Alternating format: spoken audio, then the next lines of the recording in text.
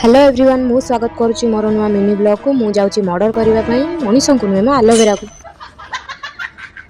केते बढ़िया होईची ना एलोवेरा आउरी भल हो पारि थांता हेले आकु जागा होनी गोटे कुंडरे सेथि पई जो बेबी एलोवेरा सब हेतिला मु सब अलग अलग कर देइथिली बट गोटे जोटा रे अखार लागितला सेटा सुखी गला त भितर मु दीटा कंदमूल सिझै नेथिली जोटा के सिझी जाइतला तापर मु एठी काढी नेली तापर मु आनी के एठी तार ऊपर चोपा सब छड़ाई देइथिली त सेथि एगुडा जेतु मु मुहरे लगेबी सेथि पई मते तार ए नाडुआ अंशटा बहुत भल लागे सुनी छी एलोवेरा को खांती भी बट मु थरे ट्राई करथिली हेले तार